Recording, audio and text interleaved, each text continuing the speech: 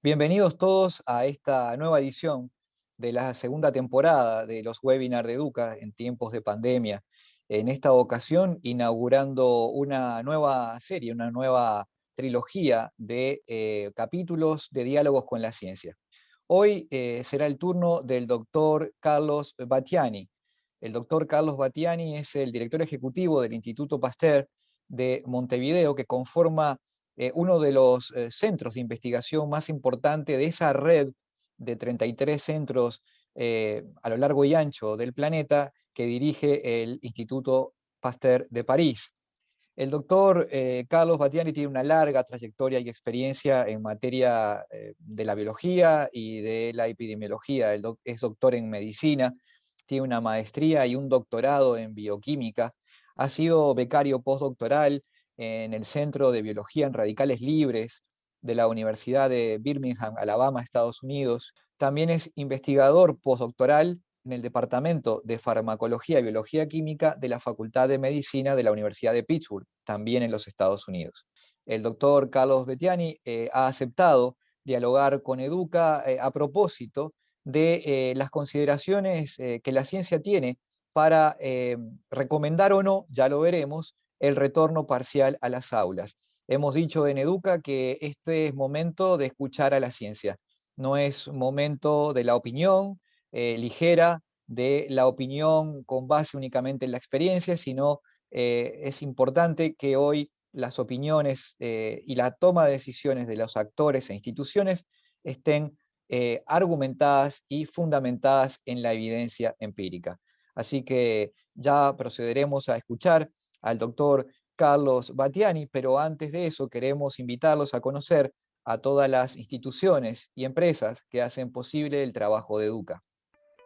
Agradecemos a las siguientes instituciones y empresas que hacen posible el trabajo de Educa: Banco Popular Dominicano, Caucedo Development Corporation, Grupo E. León Jiménez, Asociación Popular de Ahorros y Préstamos, Inicia Educación, Fundación Propagás, Grupo CID, AFP Crecer, Organización Cisneros, Indusnig, Claro Dominicana, Barrick Pueblo Viejo, Parque Industrial Itabo, Fundación Logos, NAP del Caribe, Squire Patton Box, Marítima Dominicana y Novocit. Doctor Carlos Battiani, verdaderamente es un placer y un honor para Educa contar con su presencia, poder dialogar sobre este aspecto que tiene al mundo tan convulsionado a raíz de la presencia de la pandemia que está próximo a cumplir un año. Estamos a escasos días de cumplir este primer año bajo condiciones de COVID. Y para comenzar quisiera preguntarte qué es el Instituto Pasteur. Entiendo que el Instituto Pasteur de Montevideo forma parte de una red de 33 centros del Instituto Pasteur a nivel global, pero quizás puedas darnos un poquito del detalle de a qué se dedican, cuál es el foco y qué rol han cumplido durante esta pandemia. Bueno, primero que nada el honor es mío.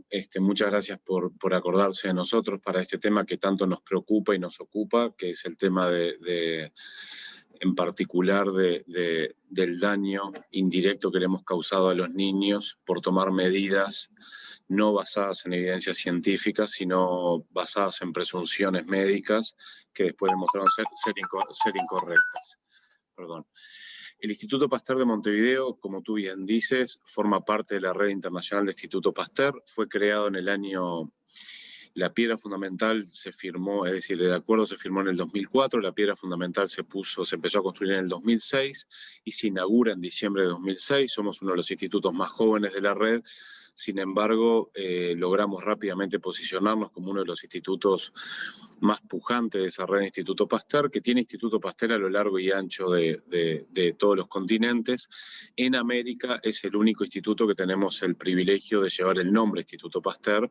Hay otras instituciones como el Instituto Arnald Frappier de Canadá, que forma parte de la red, o la Fundación Osvaldo Cruz de Brasil, que es una senior red de institutos en realidad, que también forma parte de la red, pero no tiene el privilegio de tener el nombre del Instituto Pasteur.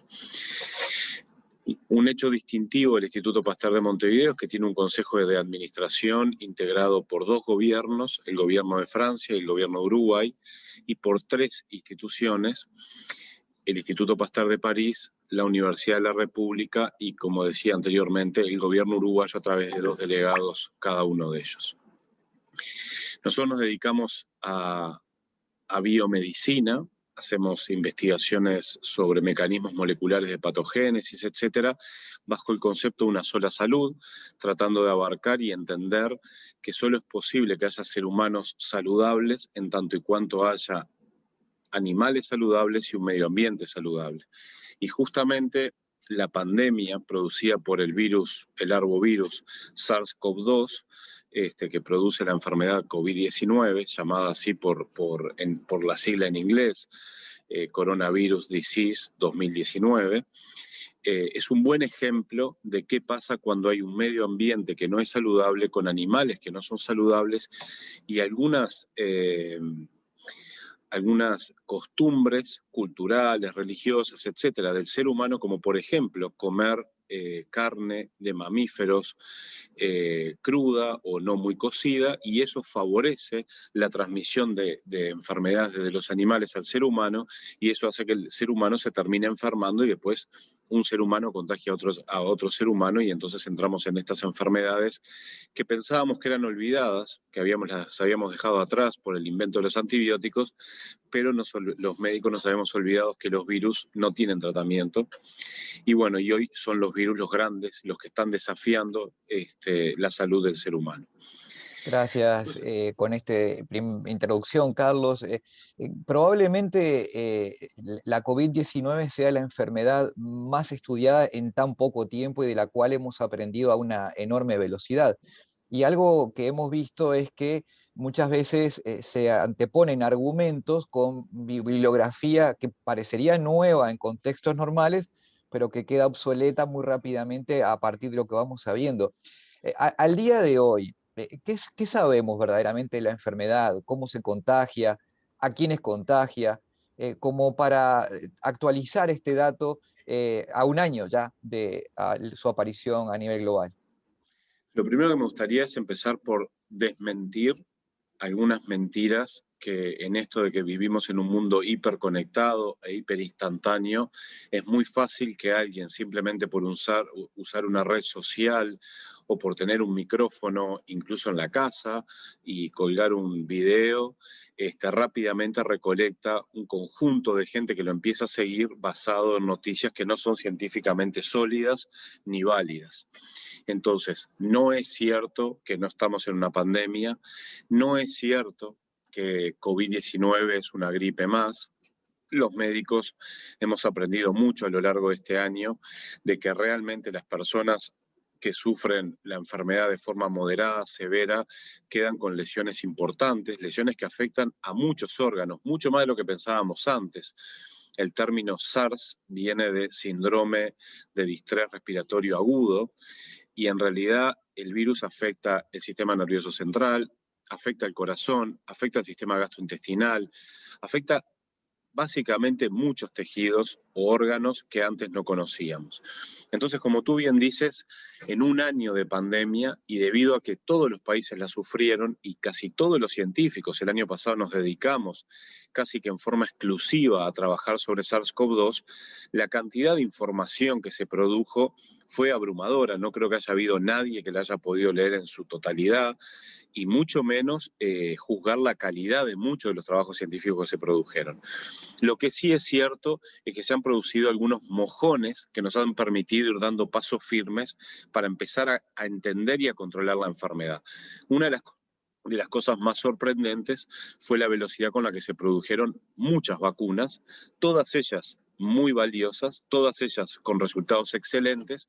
Obviamente nos quedan por ver algunos aspectos en cuanto a seguridad a largo plazo, pero que en principio no debería sorprendernos porque son tecnologías conocidas, que ya se han usado antes, menos la del RNA mensajero, pero que tiene más de 40 años de estudio en el laboratorio. Entonces yo en ese sentido no estoy preocupado. Las cosas que sabemos hoy es que el virus se transmite de persona a persona, se transmite como toda enfermedad respiratoria, en principio a través de las pequeñas partículas de aerosoles que emiten los seres humanos al hablar, al gritar, al pelear, al cantar, al festejar, etc. Y por eso es que algunas medidas que hemos tomado, que al principio se desconfiaba, que se pensaba que no eran importantes, como el uso de la máscara facial, pero tratando de poner una barrera física entre lo que es la boca de un posible paciente y la nariz de ese paciente, que es por donde salen las partículas de todas las enfermedades infectocontagiosas de origen respiratorio, con respecto a la otra persona que se puede contagiar, fue realmente muy exitosa, muy importante. Eso por un lado. En segundo lugar, sabemos que, a diferencia de lo que pensábamos al principio, el contagio a través de las superficies es extremadamente infrecuente, poco importante, y diríamos que fue una exageración todo lo que se dijo al principio.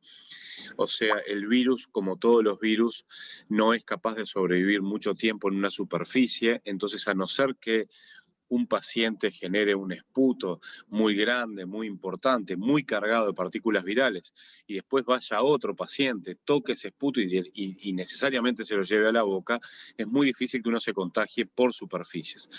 Entonces, ¿qué es lo que hemos aprendido? Bueno, que usando la máscara facial, el distanciamiento físico sostenido, lugares muy ventilados, no utilizar los aires acondicionados de tipo split, que lo que hacen es mantener los aerosoles permanentemente en circulación en un ambiente cerrado, todo eso disminuye enormemente las chances de riesgo. Y lo otro que hemos aprendido es que hay dos grandes grupos de pacientes, los que se llaman pacientes supercontagiadores, que han promovido la enfermedad, y hay pacientes que casi no contagian. De hecho, nosotros tenemos muchos matrimonios que comparten su casa, su dormitorio, etcétera, y que uno de ellos es positivo y el otro nunca se contagia. Eso todavía no lo sabemos por qué es. No sabemos si es porque el que no se contagia tiene un sistema inmune particularmente que lo hace resistente al virus, o porque el que está contagiado no contagia por algún mecanismo que todavía no hemos entendido. Lo tercero que hemos aprendido muy al inicio de la pandemia, y contra todo lo que decían los pediatras, que no le entraban, no podían concebir, los niños no son grandes contagiadores. Los niños se contagian poco y contagian poco. Eso es algo que es muy importante de entender. Generalmente los niños se contagian en el domicilio, se contagian a partir de los padres que vuelven del trabajo enfermos o positivos para la enfermedad, aunque no tengan síntomas, y rara vez los niños contagian a los adultos y eventualmente pueden contagiar a un compañero de clase, etcétera. Pero la otra ventaja que tienen los niños, y esto sí es muy importante decirlo, es que la enfermedad COVID-19 es una enfermedad que en menores de 12 años rara vez requiere atención médica. En ese sentido, y atándolo con el tema que nos preocupa y nos ocupa mucho, es que en toda enfermedad infectocontagiosa uno tiene que evaluar muy bien los riesgos-beneficios. Riesgo cero no existe en biología, entonces tenemos que manejar los riesgos y ver los beneficios. Antes de entrar, Carlos, Sí. en materia directa del capítulo niños y cómo se relacionan con la enfermedad y los efectos que podemos encontrar en ellas, ¿qué podemos decir también de estas nuevas variantes o cepas de la enfermedad que se han empezado a registrar en el mundo? Por allí se habla de la cepa brasileña, la británica ha sido detectada como aquella de mayor capacidad de contagio. ¿En qué medida puede alterar lo que sabemos de la enfermedad con estas nuevas cepas y en qué medida puede condicionar la efectividad de las vacunas? Bueno, eso es algo que todavía no tenemos mucha evidencia porque las cepas nuevas fueron detectadas hace relativamente poco tiempo. Quiero destacar, sí, que estamos muy seguros que la cepa británica es mucho más infectiva que las primeras filogenias del virus, hablando en términos más vulgares, lo que llamábamos las primeras cepas del coronavirus. Después apareció la cepa sudafricana, una cepa que también es más infectiva, y algunas vacunas como las de AstraZeneca mostraron no ser tan efectivas como con la cepa original o la primera cepa que conocíamos. Y en Brasil hasta ahora hemos detectado dos cepas denominadas P1 y P2. Ambas cepas tienen una capacidad de hacerse predominantes en la población de manera muy rápida. En Brasil han desplazado la cepa P1 que le surgió en Manaos, hoy es la cepa más frecuente en algunos estados de Brasil, y la cepa P2, que es una variante de la cepa P1 brasilera, en 3 meses pasó de ser prácticamente indetectable en el estado de Río de Janeiro y hoy es por lejos la cepa más frecuente. En Uruguay la introducción de esa variante brasilera ya ocurrió hace aproximadamente un mes. La cepa británica también ingresó a Uruguay, pero fue contenido, fue a través de un pasajero que venía de Gran Bretaña y por suerte las medidas de aislamiento lograron evitar que se contagiara. ¿Qué va a pasar con esas cepas? Bueno, como con muchos virus, y en particular muchos arbovirus, son virus que generan mutaciones, y así como vemos todos los años que para los virus de la gripe se generan vacunas que se van modificando año tras año, seguramente las plataformas de producción de vacunas vas a tener que ir incluyendo algunas vacunas que protejan para estas nuevas cepas, pero todavía es muy pronto como para dar con rigurosidad científica algunos datos. Tampoco sabemos, parece ser que algunas cepas, por ejemplo la británica, da un poco de síntomas más fuertes, incluso en pacientes más jóvenes que las primeras cepas, pero todavía es muy pronto como para hacer grandes afirmaciones y preferiría no cometer los errores que cometimos al principio de la pandemia cuando hicimos grandes afirmaciones que después nos tuvimos que retractar. Y que está bien, porque el método científico es eso, es aprender, probar la hipótesis, volver y decir, no, me equivoqué, ahora pensamos, los datos muestran esto, y corregirlo. Pero bueno, cuando nosotros nos equivocamos, atrás de nosotros se toman muchas decisiones políticas que afectan a mucha gente, entonces hay que tener mucho cuidado con lo que uno asevera. No, muy importante lo que estás diciendo desde esa perspectiva. También entender que las vacunas están llegando hoy y están llegando afortunadamente en un número muy importante de opciones. No hay una única vacuna, hay varias en el menú.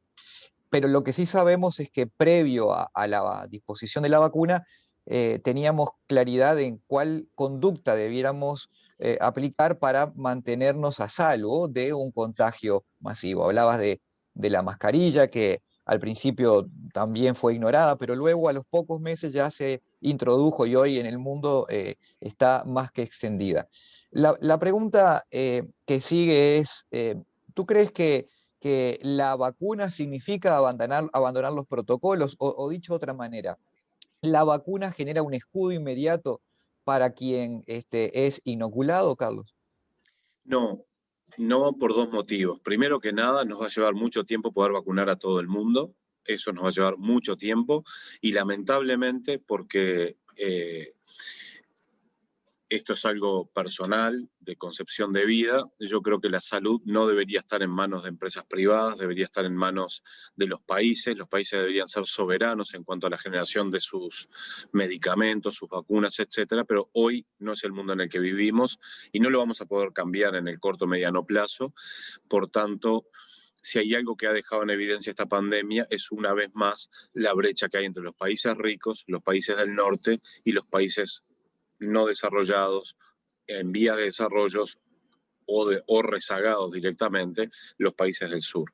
Entonces nos va a llevar mucho tiempo poder atender a toda la población. Punto 1. Segundo, muchos países no van a poder hacer frente a la exoneración económica que hay que hacer para poder vacunar. Por tanto, hoy por hoy, yo creo que las medidas que, por ejemplo, en Uruguay, el compartir el mate en una reunión de trabajo era algo muy habitual. Bueno, si hay algo que sabemos que contagia muchísimo es compartir bebidas y el mate en particular. Entonces eso es una costumbre que va a llegar para eliminarse para siempre.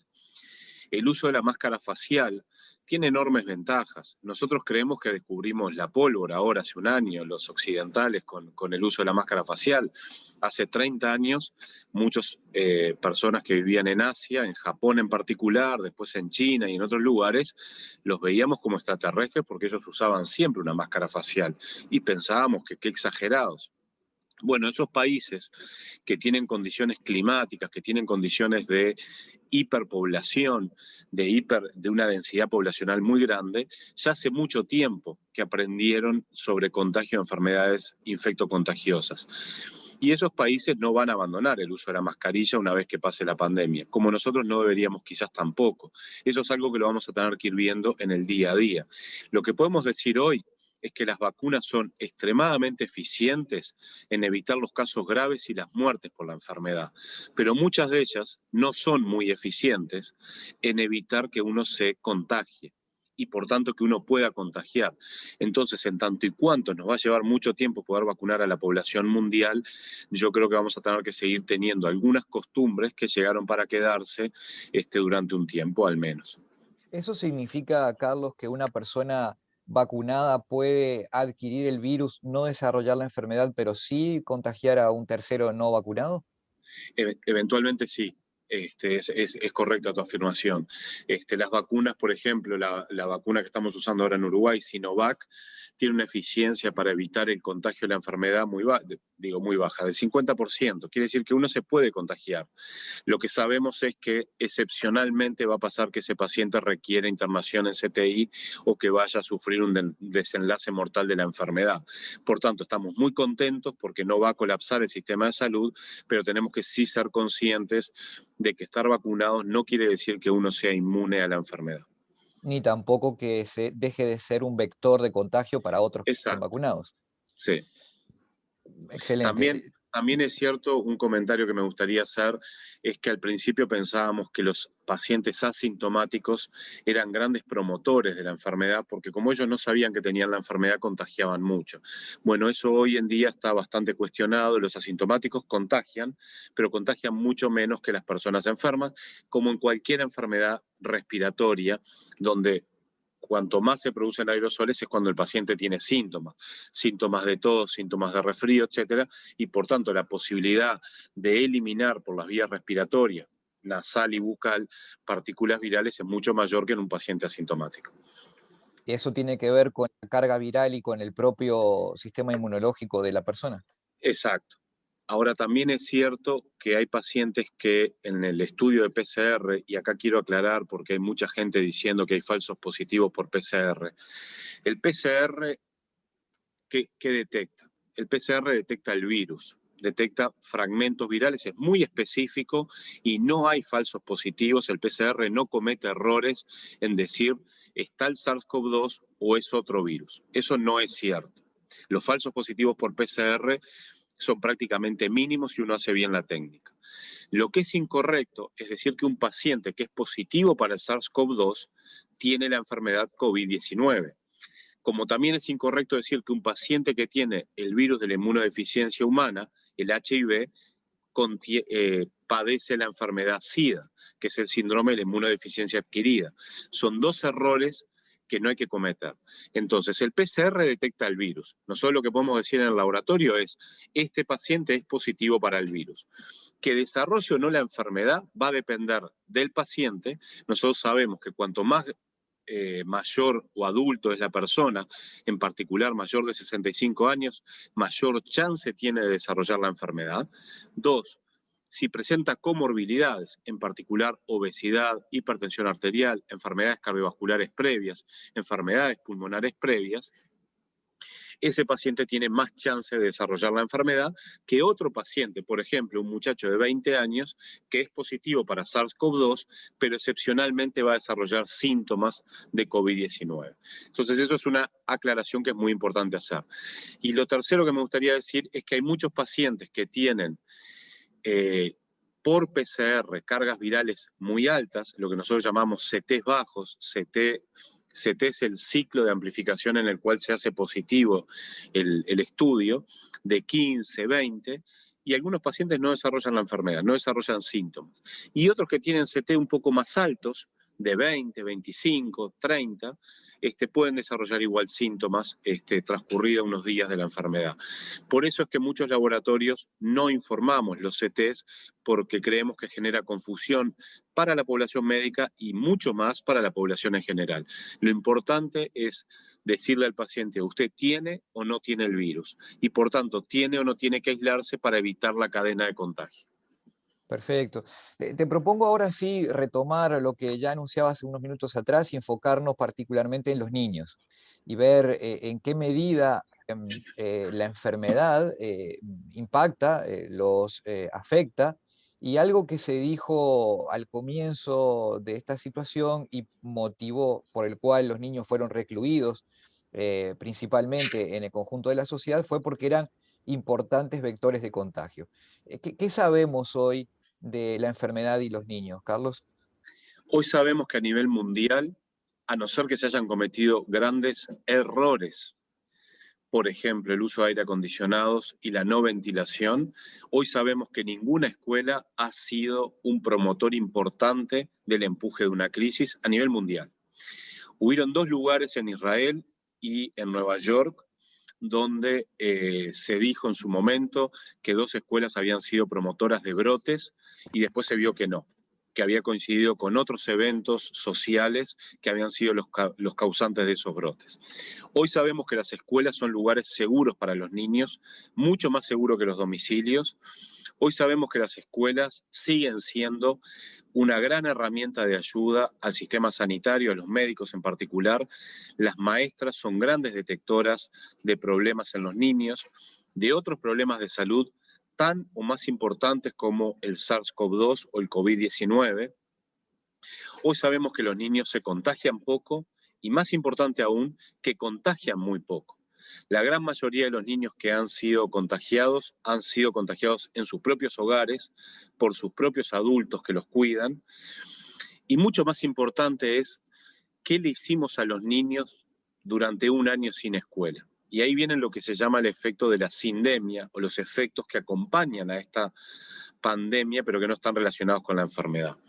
Hemos visto enormes trastornos de ansiedad, trastornos de depresión, trastornos de obesidad, un aumento importantísimo del 30% de miopías en los niños por quedarse en las casas y estar todo el día conectados a estas pantallas que usamos, porque muchas veces los niños quedan en las casas aburridos, encerrados.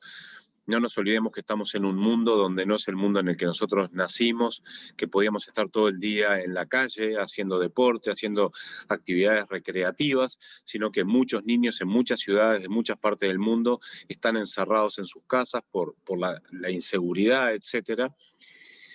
Entonces yo creo que en ese balance riesgo-beneficio, hoy si hay algo que está claro es que los niños tienen que estar en las escuelas. Si hay algo que tiene que estar abierto, a pesar de que estemos en pandemia, son las escuelas, y no es tolerable y no es justificable que estén los shoppings abiertos, que estén los restaurantes abiertos, que estén actividades turísticas abiertas y las escuelas cerradas. Eso no es tolerable y eso ni el sistema médico, ni el sistema educativo, ni los gobiernos lo deberían permitir.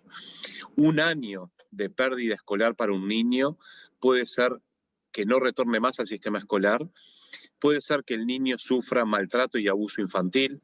Se ha visto en países africanos que aumentó enormemente el número de niñas y niños que sufrieron abusos sexuales, que han pasado de ser estudiantes a ser mano de obra barata, con trabajo no documentado, con trabajo infantil, con un montón de problemas. Entonces, si hay algo que hoy está claro, es que los niños en las escuelas están protegidos y que mantener las escuelas cerradas es un enorme error que nos va a llevar muchísimos años corregir.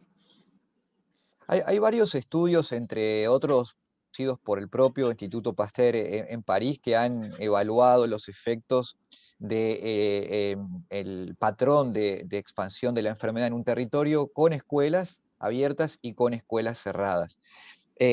Pero claramente en estas escuelas abiertas se utilizaron protocolos.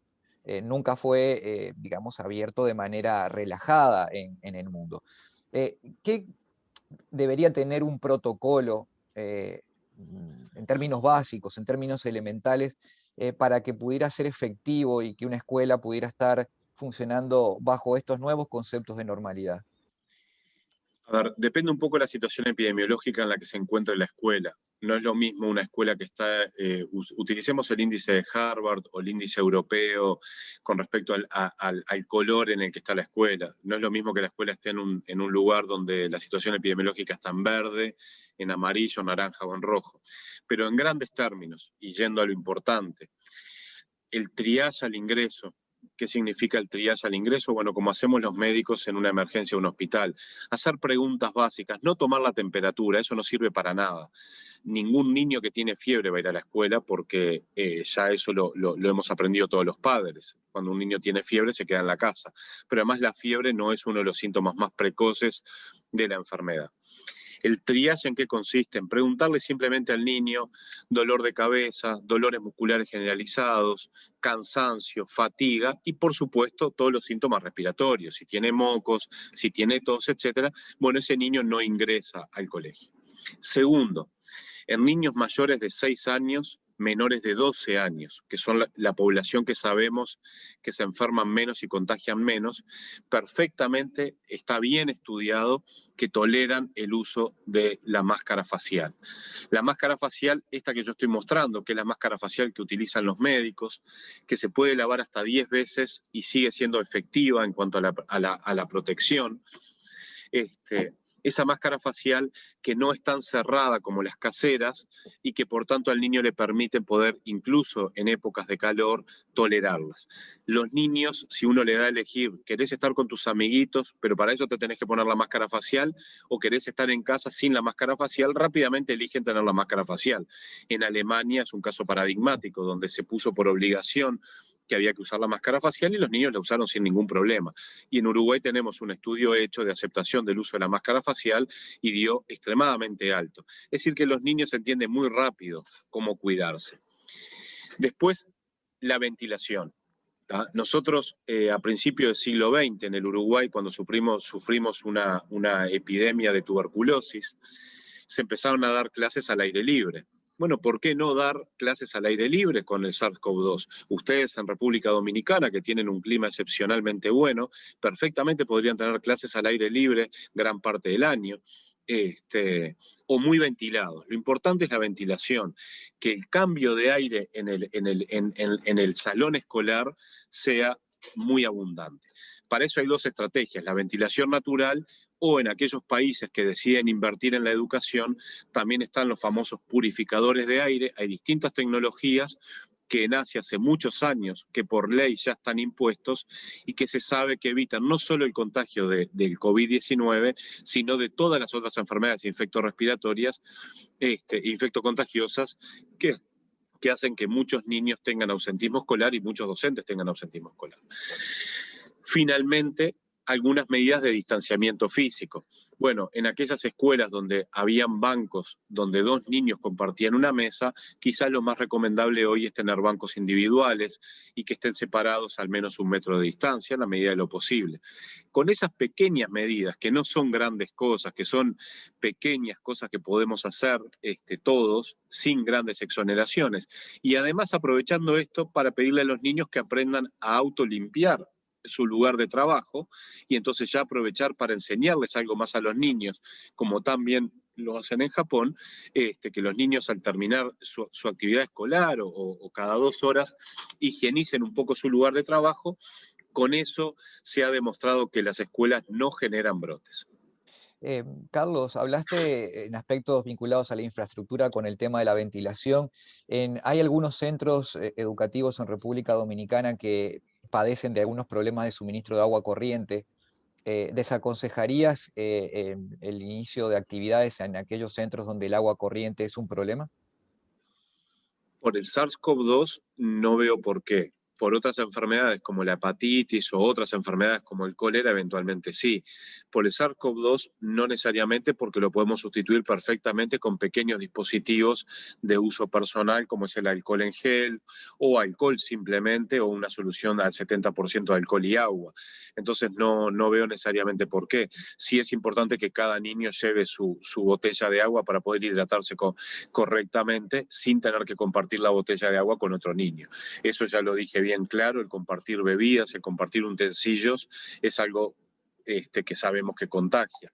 Pero en la medida que se puedan sustituir el agua corriente por este otro tipo de medidas, no se me ocurre algún motivo por el cual eso impida que los niños vayan a la escuela. Porque además me imagino que en esas localidades donde la escuela no tiene agua corriente, los niños tampoco deben tener agua corriente en las casas. Con lo cual, de vuelta, van a estar más expuestos a la enfermedad en las casas que en la escuela. Bien importante eso que dices, porque efectivamente los problemas son estructurales y se padecen en la comunidad, tanto en el hogar como en la escuela, como en otros espacios públicos también. Hay Exacto. algunas posiciones corporativas en los sindicatos de docentes que todavía tienen temor, argumentan que habilitar la presencialidad en las escuelas puede desatar una ola de contagios y por tanto cobrarse la vida de los docentes. ¿Cómo podemos llevar tranquilidad a estos educadores? Dos cosas. Primero, los educadores se pueden proteger. Los educadores pueden usar sus máscaras faciales. Eventualmente, si además quieren, pueden ponerse una segunda máscara de acrílico. Yo creo que es extremadamente innecesario. Tercero, los educadores deberían ser prioritarios en la vacunación. Deberían ser uno de los grupos a ser primeramente vacunados junto con los médicos y otros funcionarios importantes. Y por otro lado, darles la tranquilidad de que si hay alguien que los va a contagiar menos son los niños. Los educadores se van a contagiar mucho más en el transporte público, en las reuniones entre adultos, en las reuniones sociales, cuando van a los restaurantes, eventualmente, o cuando van a visitar a un amigo que no saben si el amigo es positivo o no es positivo. Pero lo que hemos visto, lo que se ha publicado, y hay una extensísima cantidad de publicaciones científicas, que es imposible hasta de revisar toda hoy, es que generalmente son los adultos los que contagian a los niños y no los niños los que contagian a los adultos.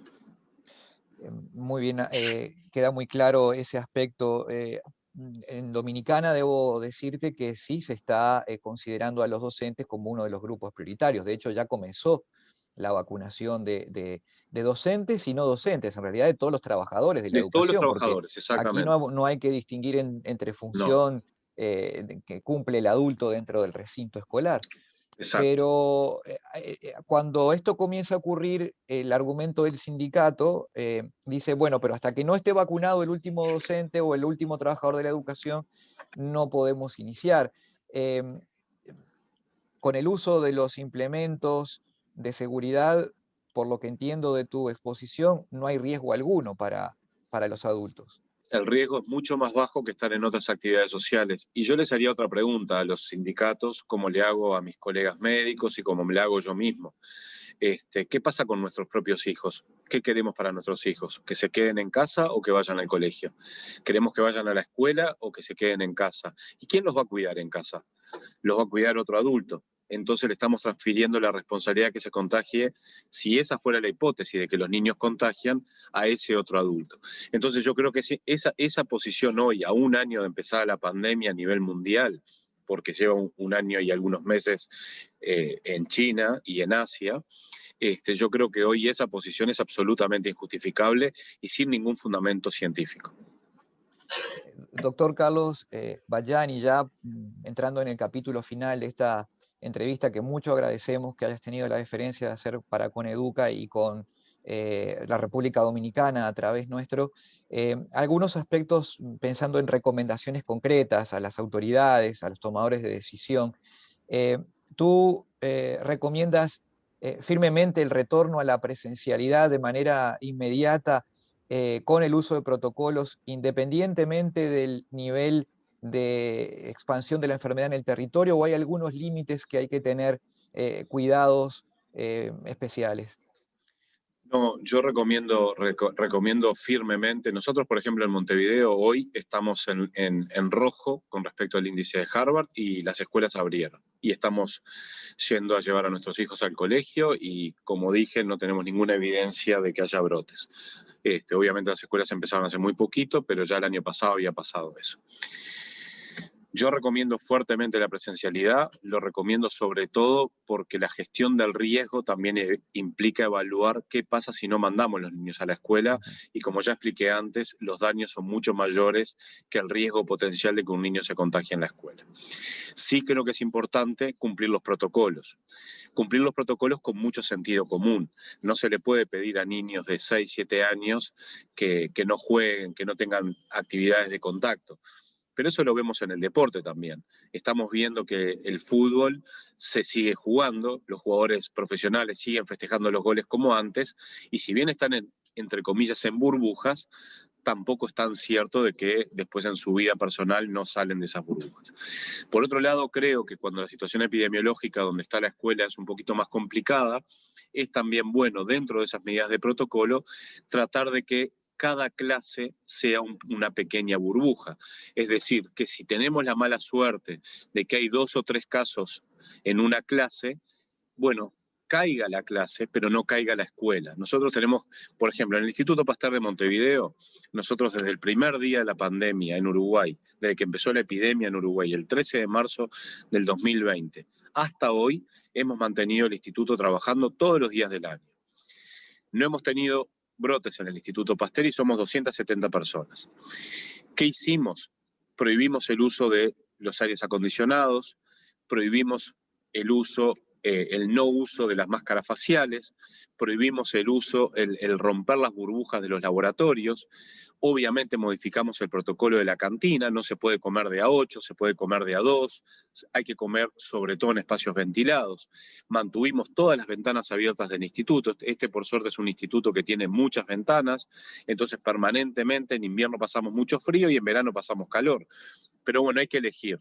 ¿Qué preferimos? ¿El confort térmico o la seguridad de poder estar cumpliendo con nuestras tareas, cumpliendo con los niños en las escuelas?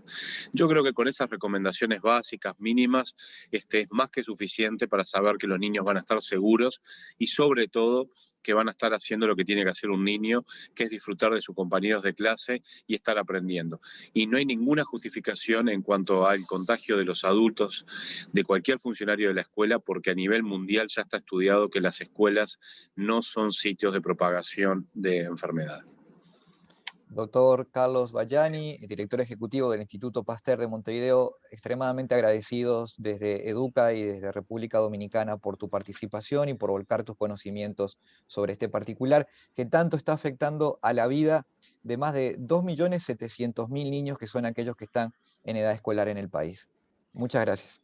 No, muchas gracias a ustedes, realmente para mí es un gusto y estamos a las órdenes del Instituto Pasteur para lo que ustedes precisen y si quieren volver a charlar o a dialogar, realmente para mí es un placer poder charlar con hermanos latinoamericanos. Hemos escuchado las informaciones y las opiniones del doctor Carlos Bajani, director ejecutivo del Instituto Pasteur, que accedió y a quien mucho agradecemos el haber tomado parte de su tiempo para conversar con Educa y a través de Educa con toda la República Dominicana. Claramente su posición es favorable a un retorno ya no solo parcial a la educación presencial, sino incluso, según su evidencia, según sus preceptos, hacia una posición más radical, al retorno total de la educación presencial. No obstante esto, es tiempo de escuchar la opinión institucional de Educa. Por eso convocamos a su presidente, el señor Samuel Conde. Buenas tardes. Le damos las gracias al doctor Carlos Bajani, quien es el director ejecutivo del Instituto Científico Luis Pasteur de Montevideo, Uruguay, filial del instituto de igual nombre en París. Para Educa, ha sido un verdadero honor contar con los valiosos comentarios, informaciones y recomendaciones provenientes de alguien que, como él, conoce de primera mano las investigaciones más actualizadas que se vienen realizando a nivel global en torno a la enfermedad de la COVID-19 y también sobre los efectos que esta enfermedad tiene en los procesos educativos. Educa ha venido sosteniendo públicamente la misma posición que él nos ha compartido. Los estudios a los cuales hemos tenido acceso, que han sido elaborados por los laboratorios de investigación más prestigiosos del mundo, son contundentes. Se verifica que no hay un vínculo directo entre la actividad escolar en un territorio dado y el comportamiento de la tasa de positividad del virus en su población. Es por ello que la educación con presencialidad se impone. Merece la pena, sin embargo, señalar que desde Educa no promovemos un retorno total a las aulas, como en efecto está ocurriendo en otros contextos del mundo y de la región. Reconocemos que nuestro país tiene condiciones particulares y todo lo que podamos hacer para cuidar la salud de la comunidad debemos considerarlo. Pero todos sabemos que la educación sin presencialidad trae consigo riesgos, más allá de los aspectos vinculados estrictamente al aprendizaje. No obstante, adoptar espacios de presencialidad permitirá que el modelo de educación a distancia, concebido por nuestro Ministerio de Educación, pueda alcanzar los niveles de aprendizaje que todos anhelamos. El adoptar estos espacios contribuiría también a reducir los riesgos y efectos que esta situación ha traído a la salud mental y emocional de los estudiantes y asimismo ayudaría a reducir las brechas de inequidad que se hacen cada vez más patentes. La investigación realizada recientemente por Educa, a partir de la opinión de las familias en torno al regreso parcial a los centros educativos, concluye con que hay un proceso de ensanchamiento de desigualdades en el acceso a la educación. Desigualdades que no produjo la pandemia, sino que las hizo más visibles. En los hechos, el modelo actual refleja esta situación estructural en la medida en que las herramientas y métodos de aprendizaje que utilizan los estudiantes para su educación a distancia están determinados por el nivel socioeconómico y cultural de los hogares de donde provienen. En efecto, aquellos estudiantes de hogares más favorecidos están accediendo al conocimiento con plataformas más robustas en tecnología y en retroalimentación que sus pares que provienen de hogares menos favorecidos. Estos últimos se ven limitados a seguir su proceso de aprendizaje mayoritariamente por televisión, la que no permite retroalimentación alguna, y son asistidos solo por el uso de anticuados cuadernillos educativos. Cumplido prácticamente un año desde que las aulas fueran cerradas a consecuencia de la pandemia, los efectos en la salud mental, emocional y física de nuestros estudiantes se está haciendo sentir cada día más. Así las cosas, la presencialidad, aunque sea parcial, debe ser entendida como una herramienta que no solo mejora los aprendizajes, sino que también se constituye como un instrumento adecuado para atender problemas sobre la salud integral de todos los miembros de la comunidad. La sociedad del siglo XXI requiere de ciudadanos bien formados, pero también empáticos, solidarios y saludables física y emocionalmente. Hay pues mucho en juego. La sociedad dominicana está ante una encrucijada que tendrá efectos sobre su futuro. A los adultos nos toca poner a los niños y a los adolescentes en el centro de nuestras decisiones, porque debemos actuar con responsabilidad frente a un problema de magnitudes históricas como las que vivimos. Muchas gracias. Esperamos que hayan sido de su agrado este primer capítulo de la serie Diálogos con la Ciencia, de la segunda temporada de los webinars de Educa a propósito de los tiempos de pandemia. Los esperamos en una próxima entrega con otros científicos que seguramente tendrán más datos para aportar y así poder contrarrestar la información que en este caso y muy generosamente el doctor Carlos Battiani ha compartido con nosotros y a través nuestro con toda la República Dominicana. Que pasen muy bien y hasta una próxima ocasión. Los dejamos con, una vez más, las empresas e instituciones que hacen posible el trabajo de Educa. Agradecemos a las siguientes instituciones y empresas que hacen posible el trabajo de Educa: Banco Popular Dominicano, Caucedo Development Corporation, Grupo E. León Jiménez, Asociación Popular de Ahorros y Préstamos, Inicia Educación, Fundación Propagás, Grupo CID, AFP Crecer, Organización Cisneros, Indusnig, Claro Dominicana, Barrick Pueblo Viejo, Parque Industrial Itabo, Fundación Logos, NAP del Caribe, Squire Patton Box, Marítima Dominicana y Novocito.